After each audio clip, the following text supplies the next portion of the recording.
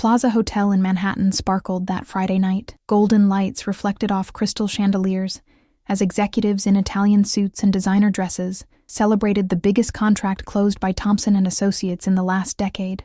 Sarah Thompson, at 32, CEO of the corporate consulting firm, held a champagne flute she had barely touched. Her black tailored dress contrasted with the polite smile she maintained while listening to the CFO ramble about the stock market. The truth was, Sarah was exhausted. 3 months of endless negotiations, flights to Boston, presentations to European investors, nights staying up reviewing contracts.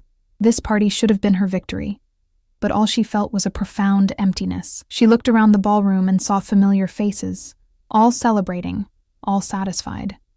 Nobody really knew her.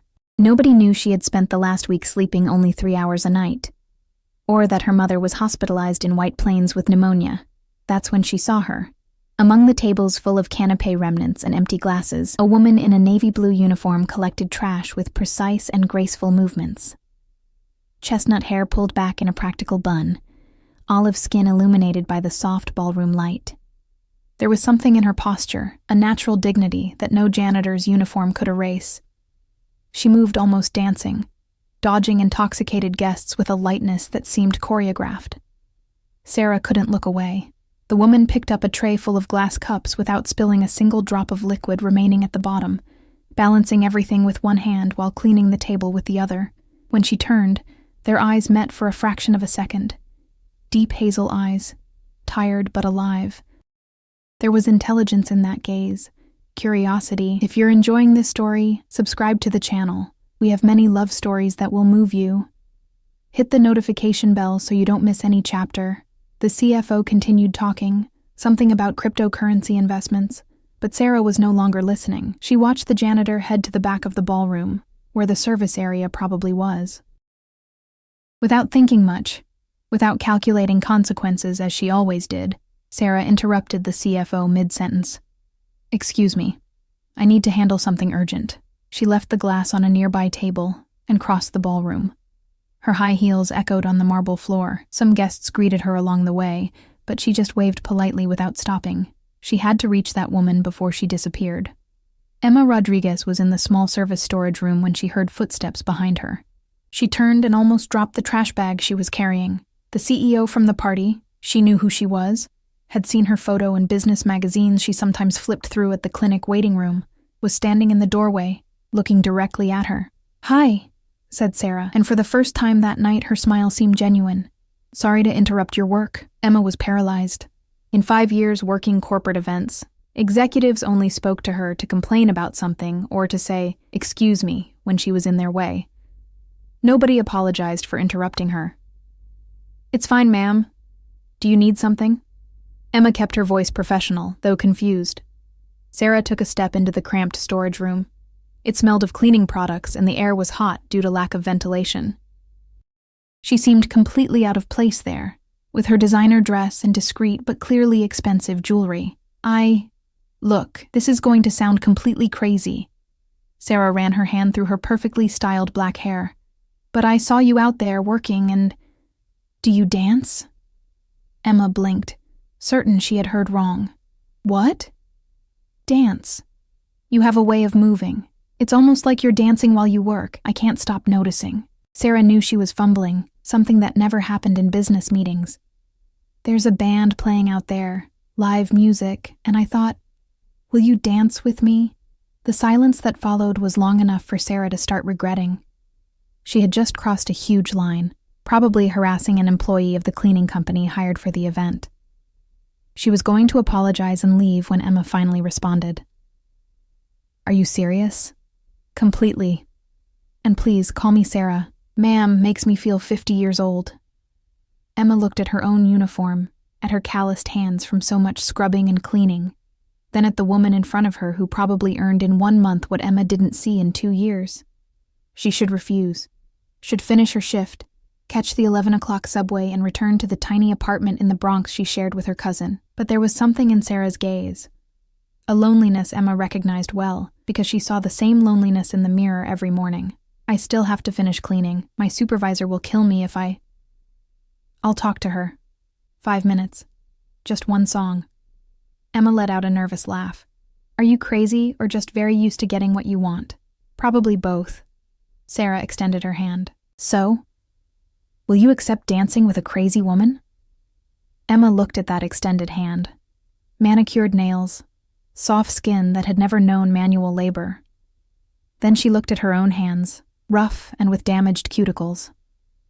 For a second, she thought of all the reasons to refuse. Then she thought that she was 28 years old and had never done anything truly unexpected in her life. She cleaned her hands on her uniform and accepted Sarah's hand. The ballroom was fuller now, with intoxicated executives dancing without rhythm, while the band played a smooth version of New York, New York. Sarah guided Emma to the dance floor, aware of the glances starting to turn toward them. She didn't care. She placed one hand on Emma's waist, holding her other hand, and they began to move. Emma danced as Sarah had imagined, with natural grace, following the rhythm perfectly. She was a few inches shorter, and Sarah could feel the tension in her shoulders, the way she avoided looking into her eyes. Relax, Sarah whispered. Forget everyone else. It's just us here. Easy for you to say. You're not the janitor dancing with the boss of the party. I'm not your boss. And do you have a name? Emma. Emma Rodriguez. Nice to meet you, Emma. Where are you from? Born in the Bronx. Still live there. Emma finally met Sarah's eyes. And you? Upper East Side? Tribeca? Sarah gave an ironic smile. Brooklyn. But I grew up in White Plains. My mom still lives there. White Plains. Very fancy. Not really. We lived in a small apartment near the bus station. My mother worked as a seamstress. Emma raised an eyebrow, surprised. Really? Really. She raised me alone. Worked 2 shifts her whole life to put me through a good college. Sarah gently spun Emma, and she followed the movement naturally. So, I know what hard work is. I just got lucky and had some right opportunities. The music changed to something slower. A melancholic jazz tune. Couples drew closer on the floor. And Sarah pulled Emma a little closer. She could feel Emma's heart racing. Or maybe it was her own heart beating too hard. Why did you do this? Emma asked quietly. Ask me to dance. It doesn't make sense. Sarah thought about the question. Why really? She could invent a romantic answer. Say it was love at first sight or some nonsense like that. But Emma deserved honesty, because I spent the whole night pretending to care about conversations that mean nothing, pretending to be happy at a party that should be about my victory. And then I saw you working, moving with purpose, with grace. And I thought, there's someone real, someone who isn't pretending to be someone else. Sarah gave a sad smile, and I wanted to be near that, near something true. Emma was silent for a moment, absorbing the words. You know that tomorrow I'll wake up and still be a janitor, right? And you'll still be CEO. This is just a moment. I know. But what a moment, isn't it? The music ended, and they stood in the middle of the floor while other couples separated. Sarah didn't want to let go of Emma's hand. Didn't want that moment to end and return to being just the lonely CEO at a party full of people. I need to get back to work, Emma said, but didn't move. I know. My supervisor will be looking for me. I know. Sarah. Emma. Can I see you again? Outside of here? Away from all this? Emma finally let go of Sarah's hand, taking a step back. Her face showed internal conflict, wanting to say yes, fear of all the complications it would bring. I don't know if it's a good idea. Probably not. Most of the best things in life are terrible ideas on paper. Sarah took a card from her dress pocket. My personal number is on the back. If you change your mind, call me, or text. Whatever's more comfortable for you. Emma took the card, looked at it like it was something dangerous. What if I don't call? Then I'll spend the rest of my life wondering what if, but I'll respect your decision. Emma put the card in her uniform pocket. Thanks for the dance. It was different. Different good or different bad? Haven't decided yet. Emma gave a half smile and started to walk away. Then she stopped and looked back. Sarah? Yes? You dance well. For a CEO. You too. For a janitor. They both laughed, and for a moment the ballroom full of executives and champagne disappeared. It was just the two of them, suspended in that impossible instant. Then Emma turned and went back to work, and Sarah stood alone on the dance floor, feeling the ghost of that touch still in her hands. She didn't know if Emma would call, didn't know if that connection she felt was real, or a product of a stressful night and too much champagne. But for the first time in months, Sarah felt something beyond exhaustion and obligation. She felt hope. 3 days passed. Sarah checked her phone obsessively between meetings, during lunches with clients, even during the visit to her mother at the hospital in White Plains. Nothing. No call, no message from an unknown number. She began to accept that Emma had decided that moment on the dance floor should remain exactly that. An isolated moment, a beautiful memory, but without continuation. "You're very distracted today." Her mother, Helen, was sitting in the hospital bed with knitting in her hands, knitting a scarf even with pneumonia still not completely cured. She could never stay completely still. "Problems at the company?" Sarah looked out the room window. Below, White Plains stretched with its tree-lined streets and old mansions.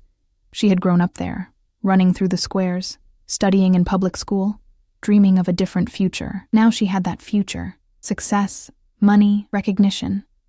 So why did she feel so empty? "It's not work, Mom." Helen stopped knitting and looked at her daughter with those eyes that always knew when she was hiding something. "Is it a man?" "Not exactly." "Sarah Thompson, you're 32 years old and you've never brought anyone to meet me. Not a man, not a woman, nobody. Sometimes I think you married that company." Sarah sighed and went to sit in the chair beside the bed. "I met someone at Friday's party. It was intense. Unexpected. And she didn't call me. Probably thought I was crazy, or that it would be too complicated. Helen gave a soft smile. "And is it complicated?" "Very. She works in cleaning, lives in the Bronx, probably thinks I live in another world. And maybe she's right. You think I didn't hear the same things when you were little? How is a seamstress going to raise a daughter alone?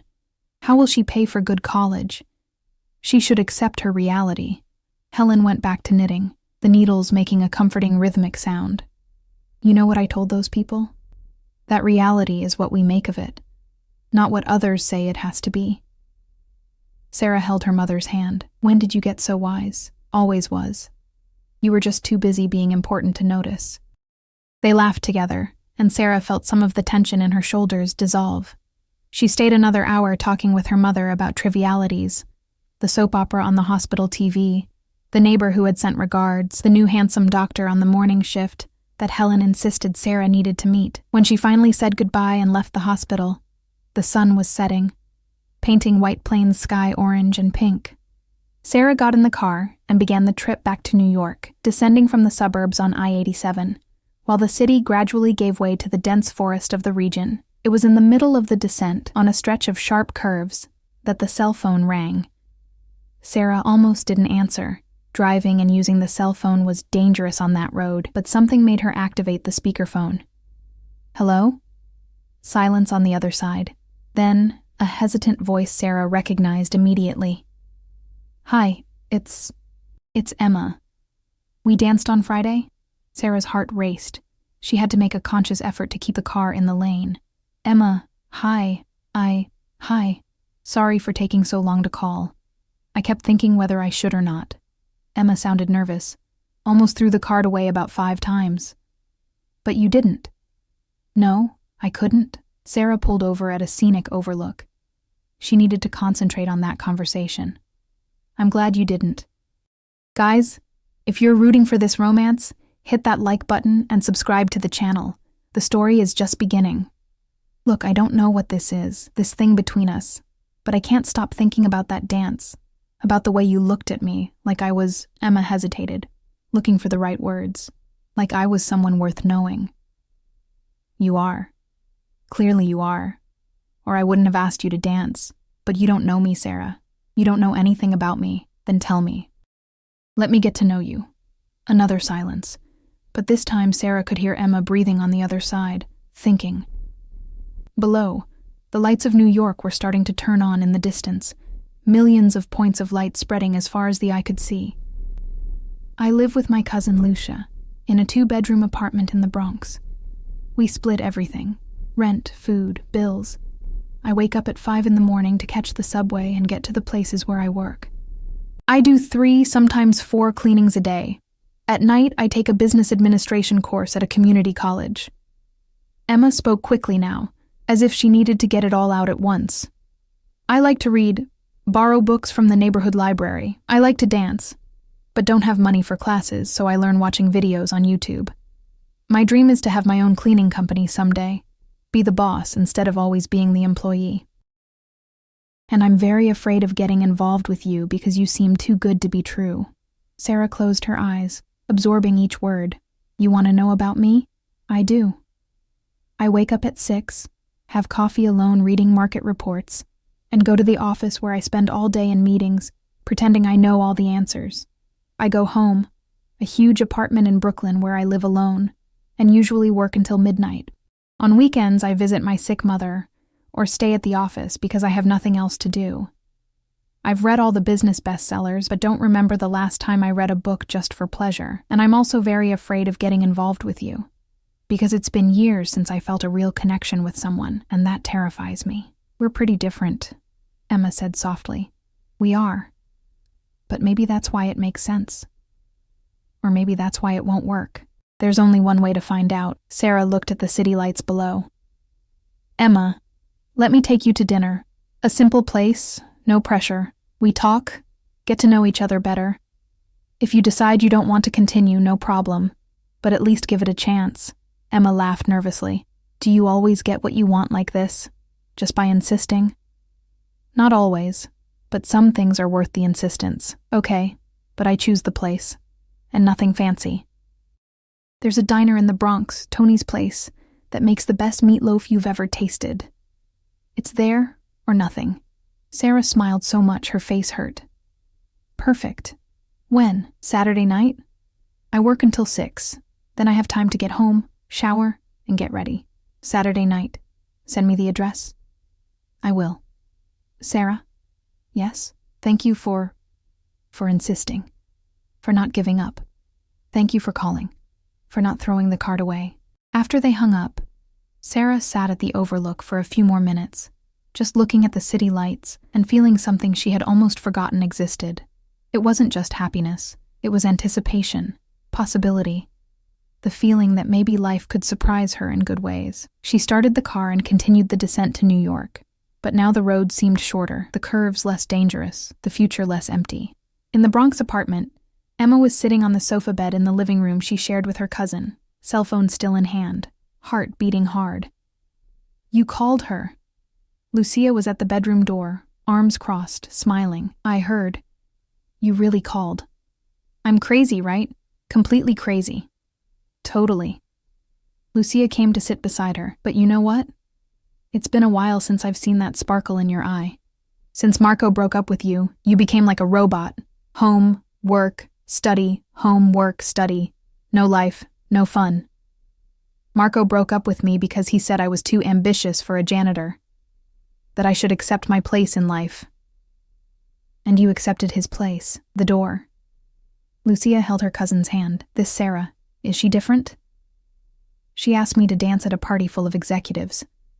Looked at me like I was important, special.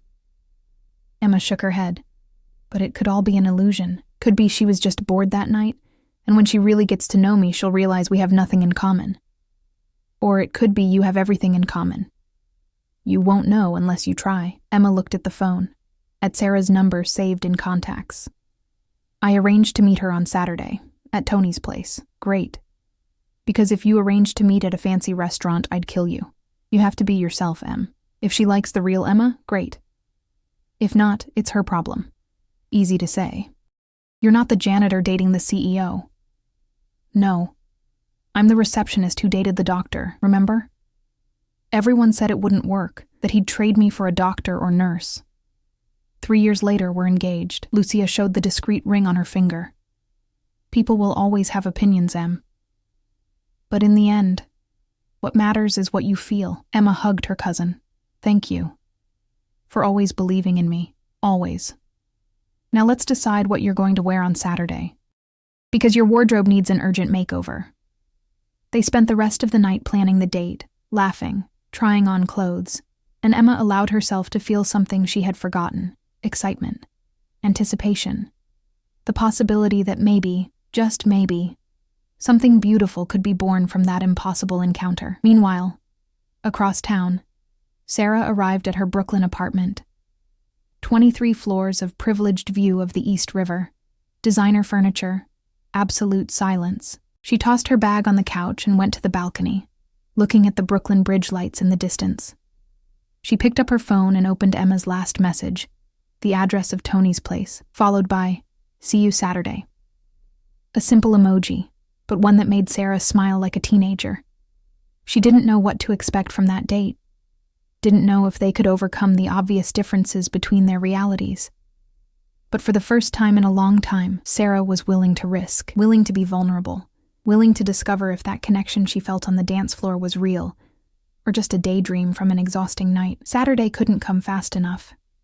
Saturday arrived, bringing typical December heat to New York. Sarah spent all day nervous, changing clothes 3 times, checking GPS for the Bronx address at least 5 times. She, who faced rooms full of Japanese investors without blinking, was completely destabilized by the prospect of dinner at a diner. At 7 in the evening, she finally got in the car, decided against the private driver, it would be too intimidating, and began the journey from Brooklyn to the Bronx. Traffic was heavy on the FDR Drive, and Sarah had plenty of time to question all her life decisions that had led her to that moment. The Bronx was a neighborhood she only knew in passing, when her car crossed the area on the way to some appointment. Now, entering the busy streets, she saw a world completely different from hers: crowded bars spilling music onto the sidewalk, street vendors offering everything from hot dogs to pirated DVDs, entire families walking, children running, life pulsing on every corner. Tony's place was a typical corner diner, with plastic tables outside and decoration consisting basically of sports team posters and old beer advertisements. Sarah parked the car, a Tesla that definitely drew attention there, and sat for a minute, breathing deeply. If you're as anxious as I was to know how this date goes, share this video with friends, and subscribe to the channel so you don't miss the next chapters. Emma arrived 5 minutes later, walking from the opposite direction. Sarah saw her before Emma noticed the car. She was wearing jeans and a simple but pretty blue blouse, hair loose over her shoulders, carrying a worn bag. When her eyes finally met Sarah's inside the car, she gave a nervous smile and waved. Sarah got out of the car feeling ridiculously overdressed, with her tailored pants and silk shirt. She had tried to dress casual, but clearly hadn't hit the right tone. "Hi," Emma said when they approached. "Did you find it?" GPS is a marvel. Sarah hesitated, not knowing whether to kiss on the cheek, hug, or just wave. Emma solved the dilemma by giving a quick kiss on her cheek. "Come on, let's go in before the good tables are gone." The diner's interior was cozy, smelling of home cooking and quiet jazz playing. The owner, Tony, greeted Emma with familiarity. "Hey, Em! Haven't seen you here in a while, girl." "Been busy, Tony. Brought a friend today. Sarah, this is Tony, best cook in the Bronx." Sarah shook the man's hand, who was about 60 and had a generous smile. "Pleasure. Pleasure's mine. Any friend of Em's is welcome. I'll put you at that corner table quieter." When they sat down, Sarah looked around with genuine curiosity. The place was simple but clean, with completely different energy from the restaurants she frequented. People laughed loudly, talked between tables, and there was a sense of community she didn't feel in more refined places. "It's different from what you're used to, right?" Emma asked, observing Sarah's reaction. "It is, but in a good way. It seems real, authentic, because it is. Tony opened this place 20 years ago, has served everyone from the neighborhood at least once." Emma picked up the handwritten menu. "The meatloaf is always good, but the shepherd's pie is also amazing. And his coffee, legendary. Do you come here often?" "Used to. Before starting 3 cleaning shifts plus night school, I'd come every Friday with Lucia, but now I have less time for these things." Tony came back to take the order, and Emma ordered for both: meatloaf to share, mashed potatoes, and 2 coffees. When they were alone again, The silence that descended was slightly uncomfortable. "So," Emma began, fidgeting with the napkin. "How was your week?" "Endless meetings, 3 new project proposals, my mother complaining I don't visit enough." Sarah gave a tired smile. "The usual." "And yours?" "Cleaned a penthouse in Tribeca on Monday, 2 offices in Midtown on Tuesday and Wednesday, a house in the Upper West Side on Thursday, and a corporate event on Friday. In between, classes at community college." Emma laughed without humor. "Glamorous, right?" "Exhausting. You never stop?" "Can't stop. Rent doesn't pay itself. And if I want to have my own company someday, I need to save, study, work hard." Emma looked directly at Sarah. "What's your engine? Why do you work so hard if you already have success?" The question caught Sarah off guard. She thought for a moment before responding. "Fear, I think. Fear of losing everything. My mother worked 2 shifts her whole life and still could barely pay the bills. When I got my first good job, I swore I'd never go through that again. So I work, and when I think it's enough, I work some more." "And when is it enough?" "Good question. Haven't figured out the answer yet." The coffees arrived, hot and strong. They toasted. "To the unexpected," Emma proposed, and drank. The conversation became easier as the food arrived. The meatloaf was delicious, juicy, and seasoned just right, and Sarah had to admit it was better than many dishes she ate at expensive restaurants. "You're not what I expected," Emma said after a while, already more relaxed from the coffee's effect. "What do you mean?" "CEOs I see on TV are always distant, cold. You seem normal, human. I am human. Very human." Sarah served more meatloaf on her plate. "I make mistakes, doubt myself, sometimes cry in the office bathroom when things get difficult. I just can't show that out there. Must be lonely, having to be strong all the time." "It is." Sarah held Emma's gaze. "But here, with you, I don't have to pretend. That's liberating." Emma smiled, but there was sadness in her eyes. "You know this is going to be complicated, right? It's not just the class difference. People will talk, will judge. Let them talk. Easy for you. You won't lose your job because of gossip. I could." Sarah hadn't thought of that. Of course, Emma had more to lose. If any of her clients discovered the relationship and decided they didn't approve, they could simply hire someone else. Sarah had power, protection. Emma didn't. "You're right," Sarah said quietly. "I didn't think about that. Sorry." "No need to apologize. Just need you to understand this isn't simple for me. It's not just romance and flowers. It's real. It's my livelihood. I understand, and I'll do what I can to protect you. If you want us to be discreet, I don't want to be a secret," Emma interrupted, firm. "I was already Marco's secret because he was ashamed to introduce a janitor to his friends. I'll never be that to someone again, and you won't be. I would never be ashamed of you, Emma. You say that now, but wait until your rich friends find out, until your clients know. Until our picture shows up in some social column." Sarah extended her hand across the table, taking Emma's. "Then we'll figure out together how to deal with it, one step at a time.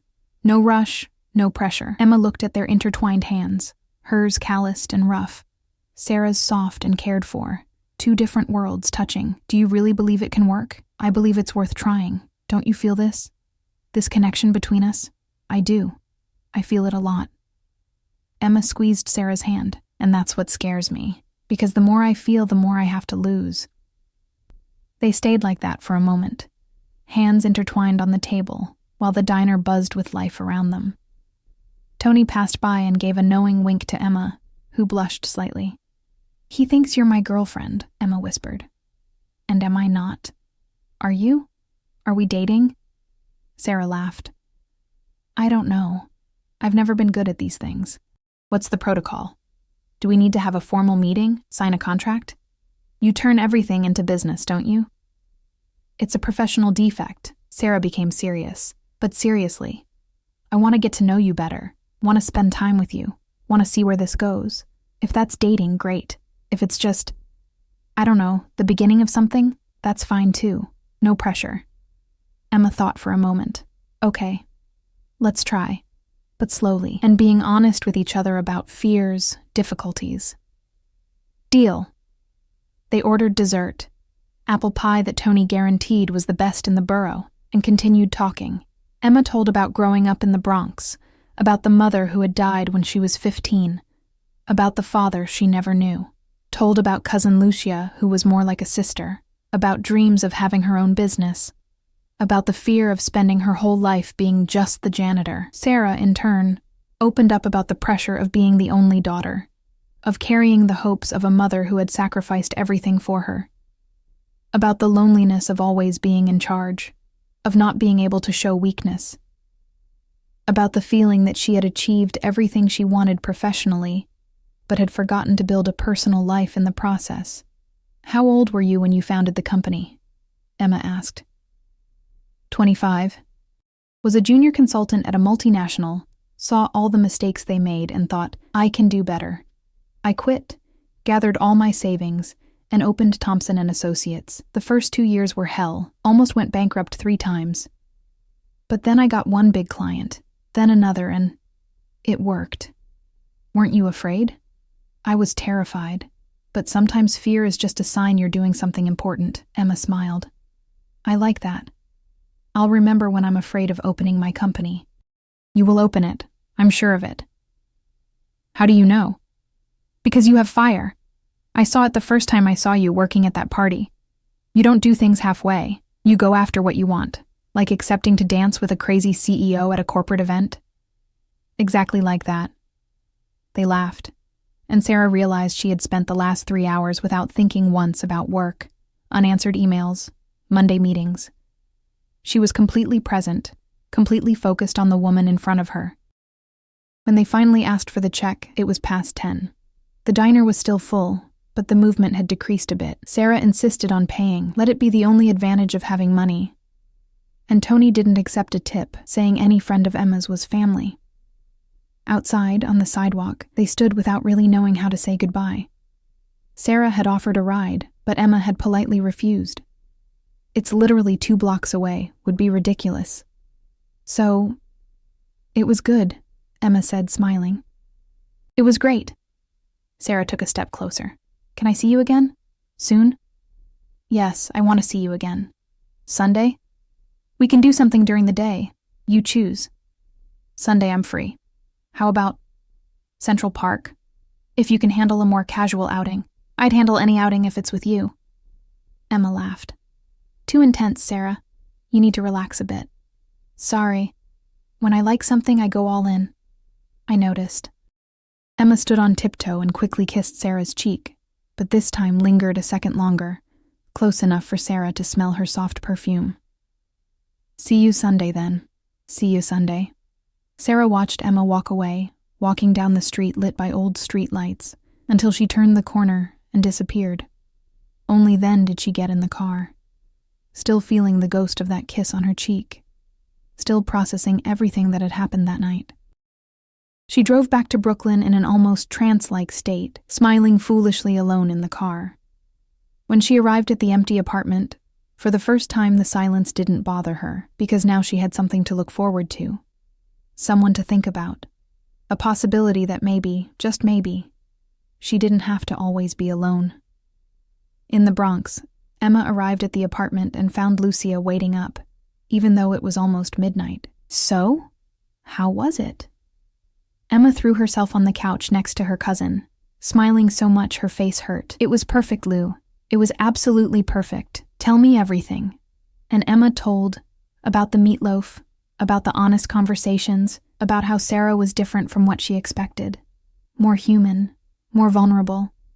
Told about the fears she had confessed, about the agreements they made to go slowly. You're falling in love, Lucia declared. No, not yet, but I'm interested. Very interested. It's the beginning, Em. Let it happen. Emma looked out the small apartment window, at the Bronx lights outside. Somewhere across town, Sarah was looking out the window too, thinking about her. The idea was both exciting and scary. But Emma was willing to feel the fear and move forward anyway, because some things, some people, were worth the risk. and Sarah Thompson was definitely worth the risk. Sunday dawned sunny, and Sarah woke up earlier than normal for a weekend. She had researched Central Park online, a vast green space in Manhattan with walking trails, lakes, and endless possibilities.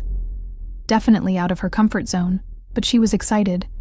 She dressed truly casual this time. Jean shorts, simple t-shirt, sneakers, nothing with ostentatious brands. When she looked in the mirror, she almost didn't recognize herself. But she liked what she saw, looked younger, lighter. They arranged to meet at 2 p.m. at Bethesda Fountain. Sarah arrived 15 minutes early and stood waiting near the famous fountain, observing the intense movement of families, couples, groups of friends entering and leaving. The diversity of people was incredible. From foreign tourists to entire families from the suburbs, Emma arrived punctually at 2, this time in a floral dress that flattered her figure. She smiled seeing Sarah and came straight for a hug, more comfortable than the day before. "Ready for the full experience?" Emma asked. "Completely." They entered together, and Sarah was immediately hit by a sensory avalanche. Street musicians playing jazz, smell of hot dogs and pretzels from vendors, vibrant colors of flowers in the gardens, voices of children playing. It was chaotic. It was noisy. It was absolutely wonderful. Emma guided her through the park like an expert, showing her favorite spots, making Sarah try foods she had never had. A real New York hot dog with everything, Italian ice from a cart. They drank fresh lemonade, and Sarah had to admit it was infinitely better than any organic juice she bought. "Are you having fun, or just pretending well?" Emma asked, as they walked past strawberry fields. "Really having fun. This is amazing. Why have I never come here before? Because you lived in a bubble?" Emma suggested, without malice. "I did. I think I still do, a little." Sarah stopped at the Imagine mosaic. "This is beautiful." "It is. There are people from all over the world who come here every day. It's art that brings people together." Sarah bought a flower from a nearby vendor and placed it on the mosaic, a small tribute.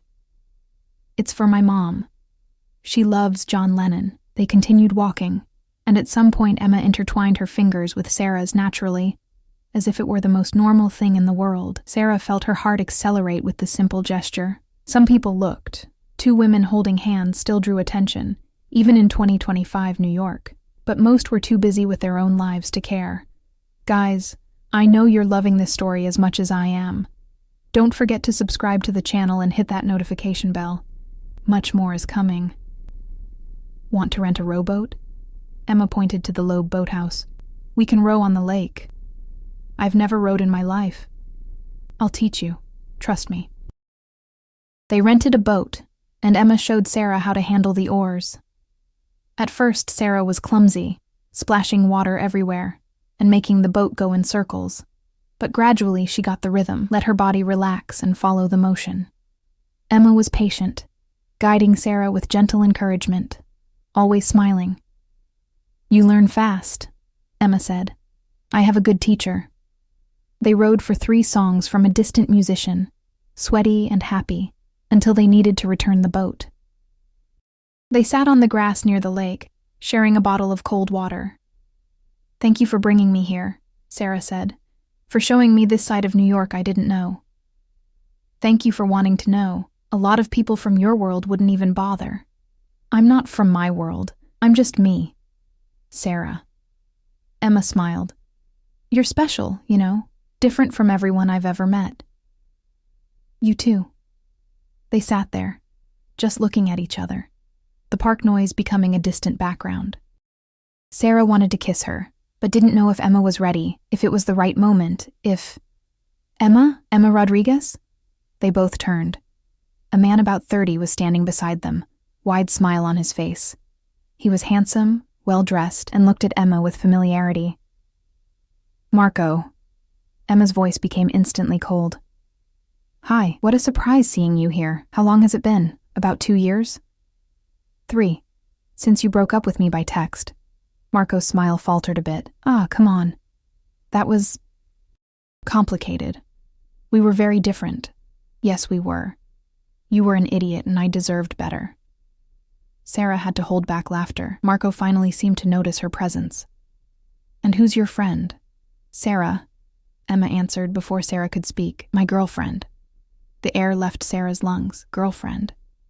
Emma had just called her girlfriend, in front of her ex. Sarah held Emma's hand on the grass, intertwining fingers in a gesture of support and confirmation. Girlfriend. Marco seemed genuinely surprised. "Didn't know you. Anyway, good. Good for you." "Yeah. Very good." Emma stood up, pulling Sarah with her. "We were leaving. Good luck with life, Marco." They walked away quickly, and Sarah could feel Emma trembling slightly. Only when they were far enough, near the park exit, Emma stopped and let go of Sarah's hand. Sorry, I shouldn't have said that without asking first. I just wanted him to see that I'm okay. That I found someone better." Sarah held Emma's face with both hands, forcing her to look into her eyes. "You don't need to apologize, and for the record, I loved being called your girlfriend." "Really? Really? If you want me to be, I want to be. Even though we've only known each other for a week? Even so. Sometimes you just know, and I know I want to be with you, get to know you, see where this goes." Sarah gently ran her thumb across Emma's cheek. "So yes, if you want, I'm your girlfriend." Emma smiled, tears glistening in her eyes. "I want. Very much." And then, there at Central Park's exit, with hundreds of people passing around, Sarah leaned in and kissed Emma. It was soft, sweet, and when they pulled away, both were smiling. "Our first kiss," Emma whispered. "Of many, I hope." They left the park holding hands, officially girlfriends, officially together. Sarah felt on cloud 9, but also had a hint of anxiety, because now it was real. Now they would have to deal with the consequences of a relationship many people would see as impossible, inappropriate. But when she looked at Emma, at the smile on her face, she decided it was worth every complication that came. On Monday morning, reality hit hard. Sarah was in a meeting with the company partners when her phone vibrated with a message from Emma. "Lost a client today. The house owner saw our picture on Instagram from a friend who was at the park. Said she doesn't want that kind of people cleaning her house." Sarah felt anger rise. She excused herself from the meeting and called Emma immediately. "I'm so sorry. This is absurd discrimination." "I know, but I can't do anything. She can hire whoever she wants." Emma sounded tired. "I warned it would be complicated. How many clients do you have?" "Had 6 regular ones, now 5. "I'll compensate. I'll transfer." "No," Emma's voice became firm. "I don't want your money, Sarah. It's not about that. But I can help. You can. But not with money. I don't want our relationship to be about you saving me financially. I need to solve this myself." Sarah took a deep breath, forcing herself to calm down. "You're right. Sorry. It's just I hate seeing you go through this because of me. It's not because of you. It's because of a prejudiced society. And we're not going to let these people win, right?" "Right. You're amazing, you know. You too. Now get back to work." "See you later?" "Always." But the problems were just beginning. On Wednesday, Sarah had a meeting with an old client, the owner of a supermarket chain who was extremely conservative. In the middle of the project presentation, he casually commented, "Saw some pictures of you on social media, Sarah, with a friend." The office became tense. Sarah knew exactly where this was going. "My girlfriend, actually." "Ah." The man cleared his throat. "Well, everyone has their choices. But I need to tell you this could be a problem for some of our partners. We're a family business, traditional values, those things." Sarah felt her blood boil, but kept her voice calm. "With all due respect, Mr. Peterson, my personal life has nothing to do with my professional capability. Thompson & Associates has delivered exceptional results in the last 3 years of our contract. Our sexual orientation doesn't change that." Of course, but appearances matter, Sarah. You understand?" "I understand perfectly. I understand you're telling me to choose between my relationship and our business contract. I'm not saying that. I'm just being frank about the difficulties that might arise." Sarah closed the presentation folder. "Then let me be frank too. I'm not going to end my relationship to satisfy other people's prejudices. If that's a problem for you, we can terminate our contract now." No hard feelings. The silence in the room was absolute. The other company partners looked at Sarah in shock. This was one of their biggest clients, represented almost 20% of annual revenue. Sarah, her partner David, tried to intervene, but she cut him off with a look.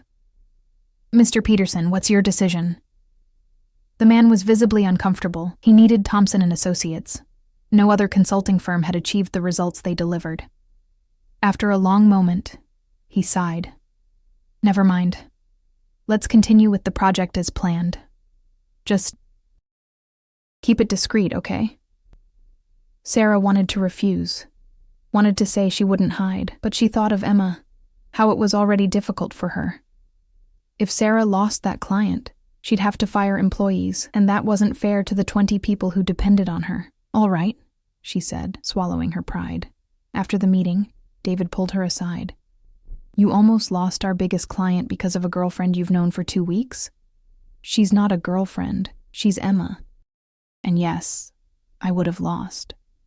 Some things are more important than money, David. Easy for you to say. You're the CEO. But what about the employees and their families? You were going to sacrifice 20 jobs for your pride. Sarah knew he was right, and that made her furious. It's not pride. It's principle. Principals don't pay salaries, Sarah. She left the office early that day, emotionally exhausted. Drove straight to the Bronx, texted Emma asking for her apartment address. She needed to see her, needed that anchoring in reality that only Emma seemed to provide. Emma answered the door, still in her work uniform, sweaty and tired. Sarah? Is everything okay? No. Can I come in? The apartment was tiny, living room and kitchen integrated. 2 small bedrooms, bathroom. Simple, but clean and organized. Lucia was in the kitchen making dinner and greeted Sarah with a friendly smile before discreetly retiring to the bedroom. Sarah told everything about the meeting with Mr. Peterson, about the pressure from partners, about having to choose between her principles and responsibility to employees. I hate this, she finished, head in hands. I hate having to hide. I hate that you're losing clients. I hate that people are so limited. Emma sat beside her on the sofa bed, putting her arm around Sarah's shoulders. Welcome to my world. These are the fights I face every day, having to choose between dignity and survival. How do you stand it? Because I don't have a choice, and because I believe that one day it will be different, that we'll be able to be who we are without fear. Emma kissed Sarah's forehead, but for now, we do what we can. Protect each other, and don't give up. Sarah hugged Emma tight, breathing the smell of laundry detergent and honest sweat.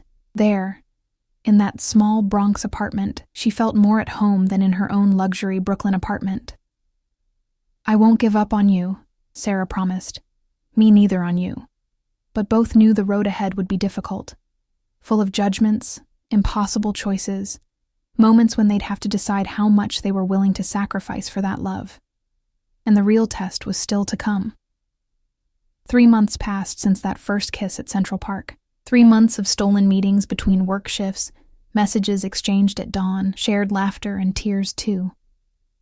The relationship between Sarah and Emma deepened, but so did the difficulties. Emma had lost 2 more clients when rumors about the relationship spread. Sarah faced veiled comments in meetings, disapproving looks at corporate events, but they persisted, supporting each other, believing love was worth the fight. It was a Friday in March when everything reached the breaking point. Sarah was home, working on reports, when she received a call from Helen. Sarah, you need to come to White Plains. Now, her heart raced. Mom? What happened? Are you okay? I'm fine, but I need to talk to you, in person. It's about this girlfriend of yours. Sarah felt her stomach sink. She had told her mother about Emma the previous month, during a hospital visit. Helen had listened in silence, asked some questions, but hadn't given an opinion. Sarah thought it was acceptance, but apparently she was wrong. Mom, No discussion. Come here. Today. The call dropped. Sarah stared at the phone, a tightness in her chest. She called Emma. Hi, love. I was missing your voice. My mom wants to talk. About us. I don't know what she'll say, but I have a bad feeling. Do you want me to go with you? Sarah thought about the question. Helen was conservative in many ways, had grown up in a different era. Introducing Emma now, in the middle of a tense conversation, could make things worse. I think it's better I go alone first. But thanks for offering. Okay. Call me after, okay? Doesn't matter what time. I promise. The trip to White Plains had never seemed so long. Sarah arrived at Helen's house, a small house she had managed to buy for her mother 2 years ago, already getting dark. Helen was on the porch, knitting as always. Sit, she said when Sarah climbed the steps. There was no hug, no greeting kiss. Sarah felt fear increase. Mom, what's happening? Helen continued knitting for a few more moments before speaking. Got a call today. From Mrs. Williams. From church. She had seen some pictures of you on the internet with a girl. Wanted to know if it was true. And what did you answer? Said it was true, that my daughter was dating a woman. You know what she said? That she was praying for me, for the trial I was facing. Helen finally stopped knitting and looked at Sarah. I got angry, but not at her. At you. At me? You know the sacrifice I made to raise you? I worked until my fingers bled on that sewing machine. Gave up everything. Dating again, having a life, resting, all so you could have opportunities I never had. And now you're throwing it all away for a janitor. The words cut deep. Sarah felt tears burn in her eyes. Emma isn't a janitor. And she has a name, has dreams, has value. She's from our world, Sarah, from the world you came from, not where you arrived. You worked so hard to get out of poverty, and now you're going straight back to it. It's not about money. It's about love, about connection. Love doesn't pay bills. Love doesn't support a family. Helen stood up, agitated. I loved your father. You know where he is? He left when he found out I was pregnant, left me alone with a baby and not a penny. Was it love that saved me? No. It was work. It was struggle. It was pragmatism. Emma isn't my father. She wouldn't abandon me. You don't know that. You barely know each other. And even if she stays, what will you have? She'll never understand your world. You'll never completely understand hers. You'll be stuck between two worlds, belonging to neither. Sarah was crying now, but tried to keep her voice steady. Mom, I spent years building a life that looks perfect on paper. Successful company, money, status, but I was empty inside, completely empty. Until I met Emma. She makes me feel alive again, makes me remember who I really am. And who are you? The seamstress's daughter who forgot where she came from. No, I never forgot, but I'm also not going to pretend to be less than I am, just to make other people feel comfortable. And I won't throw away the person I love, because you're afraid of what people will say at church. Helen was silent for a long moment. When she finally spoke, her voice was broken. I don't want you to suffer. Don't want you to face the things I faced. Prejudice, rejection, loneliness. And with this girl, you'll face all that and more. I know, Mom. But I'll face it with her by my side, and that makes all the difference. Sarah. Helen wiped tears from her eyes. I just want you to be happy. Then let me be happy my way, not the way you think I should be. Folks, this story is reaching a crucial part. If you're as emotional as I am, subscribe to the channel. There's still much more ahead. The two stood in silence on the porch, the air heavy with unspoken things. Finally, Helen sighed. Bring her here. This Emma. I want to meet the person who stole my daughter's heart.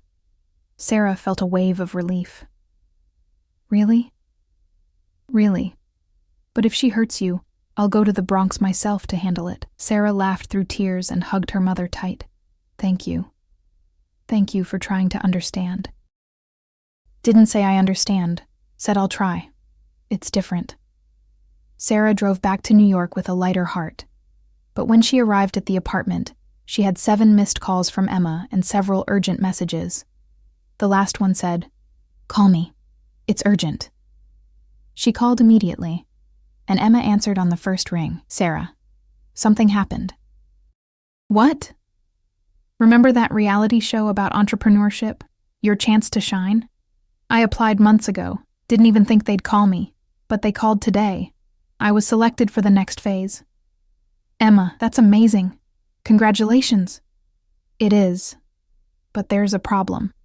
Filming starts next week, in Los Angeles. It's 3 months living there, filming, competing. If I win, I get investment to open my company. It's everything I've always wanted. Sarah felt her stomach sink. But 3 months? Yes. And there's more. They don't allow contact with the outside world during filming. No cell phone, internet, nothing. It's part of the show's rules. 3 months without talking to you. Without seeing you. I know. It's a long time. And we've been together such a short time still. I understand if you don't want to wait. Emma's voice was trembling. It wouldn't be fair to ask that of you. Sarah closed her eyes, processing the information. 3 months was enough time for a new relationship to die of starvation. Enough time for people to drift apart, to find other people, to give up. But it was also Emma's chance to realize her dream, the dream she had been pursuing for years. Are you going to accept? Sarah asked. I don't know, because it would mean leaving you, leaving us. And I don't want that. Emma, listen. You have to accept. But no, listen. This is your dream. Your opportunity to completely change your life. If you refuse because of me and later regret it, you'll hate me. You'll hate us. And I don't want to be the reason you don't reach your potential. But 3 months, Sarah, it's a long time. I know. And it's going to be really hard. But we can handle it. If what we have is real, it'll survive 3 months. And when you come back, victorious, with investment in hand, we'll celebrate together. Emma was crying on the other side. Are you sure? Absolutely. You're going to LA. You're going to rock that show. You're going to win. And you're going to realize your dream.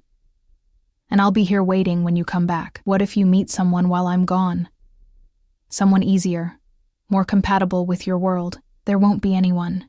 Because nobody is you, Emma. Nobody makes me feel what you make me feel. I love you. The words came out in a whisper. I love you, Sarah. I know it's early, that we should wait longer, but I love you. Sarah felt tears stream down her face. I love you too. And that's why you have to go. Because true love means wanting the best for the person, even when it hurts. They talked for another hour, making plans to see each other before Emma traveled, promising letters. Emma could receive letters even without being able to respond during the show. When they finally hung up, Sarah stared at the phone for a long time. 3 months. 90 days without seeing Emma, without hearing her voice, without feeling her touch. It would be the ultimate test of what they had. Or it would be the end of everything before it even properly began. The weekend before Emma traveled was bittersweet. On Saturday, Sarah took her to meet Helen in White Plains. The meeting was tense at first. Helen barely disguised her skepticism, asking direct questions about Emma's intentions, her future plans. But gradually, as Emma talked about her dreams, her work ethic, her determination, Helen began to soften. You remind me of myself when I was young, she admitted at the end of the visit. Same stubbornness, same will to win. I hope to be half the woman you are, Emma responded sincerely. Helen looked between the two young women, saw the way they looked at each other, the genuine connection, and finally, for the first time, gave her blessing. On Sunday, last day before the trip, Sarah and Emma spent the whole day together. They went to Coney Island Beach early in the morning, when it was still empty.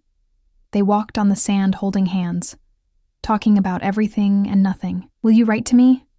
Emma asked. Every week. I'll tell you everything that's happening, even though you can't respond. I'll read every word, several times. And when you come back victorious, we'll celebrate, big. Your way and my way. A diner in the Bronx and fancy restaurant in Manhattan? Exactly. They laughed. But underneath the laughter was sadness. Sadness knowing this would be the last time together for 3 long months. That night, Sarah dropped Emma off at home late, after a long last kiss at the door. She held Emma's face in her hands. You're going to conquer everything. I believe in you. Will you wait for me? Always. On Monday morning, Emma caught the flight to Los Angeles. Sarah couldn't go to the airport, had an important early morning meeting, but sent a message before the flight took off. "Fly high, my love. See you in 3 months." The response came 2 minutes later. "See you soon. I love you." And then, silence. The first weeks were the hardest. Sarah caught herself reaching for her phone to text Emma, only to remember she couldn't. She'd see something funny on the street and want to share, but had no way. She'd wake up in the morning and feel Emma's physical absence, the absence of her voice, her laugh. She wrote long letters, telling about work, about visits to Helen, about the emptiness she felt. She didn't know if Emma was receiving them, if she was reading them, if the words made a difference. Helen came to visit her in Brooklyn one April afternoon, found her daughter on the couch, surrounded by work papers but clearly unable to concentrate. "You're suffering," she said, not as a question but as a statement. "I am. But it's the price of love, right? You taught me that." "I did." Helen sat beside her. "But I also taught you that true love is worth any suffering." Sarah looked at her mother, surprised. "I thought you didn't approve." "I didn't approve of the idea, but I met the girl, saw how she looks at you, how you look at her, and I remembered how I looked at your father in the beginning, before everything went wrong. You have something I never had, real foundation, mutual respect." Helen took her daughter's hand. "She comes back in 2 months. You can handle 2 months. What if she comes back different? What if success changes her? Then you deal with it. But for now, you trust. Trust in what you built." Sarah hugged her mother, grateful for the support that months ago seemed impossible. The days dragged, but gradually passed. Sarah dove into work, closed 2 new big contracts, expanded the company. But always, there was the countdown in her mind. How many days until Emma came back? She didn't know if Emma was winning the show, if she was well, if she thought about her. She only knew she loved, and that would have to be enough. Because in the end, true love wasn't about ease. It was about choice. And every day, Sarah woke up and chose Emma again, chose to wait, chose to believe, chose to love, and hoped that when Emma came back, she had made the same choice. 3 months later, on a sunny June afternoon, Sarah was at the office when she received a message from an unknown number. "Filming ended. Arriving in New York tomorrow at 3 p.m. Flight 2304. Will you be there?" Sarah's heart raced. She read and reread the message several times, barely believing it was real. Then she typed the only possible answer: always. The next day, Sarah arrived at JFK Airport 2 hours early. She waited in the arrivals area, nervous like she had never been, not even in the biggest business presentations of her life. Would Emma be different? Would they still feel the same about each other after 3 months apart? Passengers started coming out. Sarah saw executives, families, tourists. And then finally, she saw her. Emma was in the middle of the crowd, pulling a small suitcase, hair a bit shorter, maybe a bit thinner. She stopped when her eyes met Sarah's, and for a second neither moved. Then Emma dropped the suitcase and ran. Sarah ran too, and they met in the middle of the airport concourse, hugging so tight they could barely breathe. "You came," Emma whispered, face buried in Sarah's neck. "I always said I would. 3 months. 3 months was an eternity. Was it worth it?" Emma pulled back enough to look into Sarah's eyes, smiling through tears. "I won the show. I have investment to open my company." "But you know what the best part was?" "What?" "Knowing you were waiting for me. Reading your letters every night before sleeping. Knowing there was someone who believed in me." Emma held Sarah's face. "I love you. More than before, if that's possible." "I love you too. And I'm so proud of you." They kissed right there, in the middle of the airport, not caring who was watching. Because after 3 months apart, after all the doubts and fears, they had proof their love was real. It was strong enough to survive distance, doubts, class differences. It was strong enough to last, and it was just the beginning of everything still to come. Epilogue. 1 year later, the inauguration of ER Professional Cleaning happened on a sunny Saturday morning in the Bronx. The small office had 3 employees besides Emma, all uniformed and ready to work. Sarah was there, of course, helping with final details, organizing the refreshments, receiving guests. Helen was also present, beside Lucia, both visibly proud, friends from the neighborhood, clients who had trusted Emma from the beginning. even some colleagues from the TV show, all there to celebrate. "Nervous?" Sarah asked, hugging Emma from behind. "Terrified. What if it doesn't work? What if I fail?" "You won't fail, and even if you did, I'd be here. We can always try again." Emma turned in Sarah's arms, kissing her softly. "How did I get so lucky to find you?" "It wasn't luck. It was you being brave enough to accept dancing with a crazy CEO at a corporate event. Best decision I ever made." The opening ceremony was simple but exciting. Emma gave a speech thanking everyone who believed in her, especially the woman who had seen potential when she was just a janitor at a party. "A year ago," Emma said, voice breaking with emotion, "I cleaned other people's messes and dreamed of something better. Today, I own my own business, employer of other women who have the same dreams I had. And none of this would be possible without the people who believed in me when I barely believed in myself." She looked directly at Sarah. "Especially you. Thank you for making me feel seen when I was invisible. For showing me I was worth more than the world said I was worth. I love you." There wasn't a dry eye in the room. Sarah was openly crying, too proud to care about appearances. After the opening, when guests started leaving, Sarah and Emma were alone in the small office, looking at everything they had built together. "Remember our first dance?" Sarah asked. "Like it was yesterday. You all clumsy, me dying of nerves. And look where we ended up." Emma pulled Sarah to the middle of the empty office. From somewhere, music started playing. Lucia had left a speaker on before leaving. It was "New York, New York," the same song that played during that first dance. "Will you dance with me?" Emma asked, echoing the words that changed everything. "Always," Sarah responded. And there, in the small Bronx office, surrounded by the smell of fresh paint and realized dreams, they danced. No longer the CEO and the janitor, no longer two people from different worlds.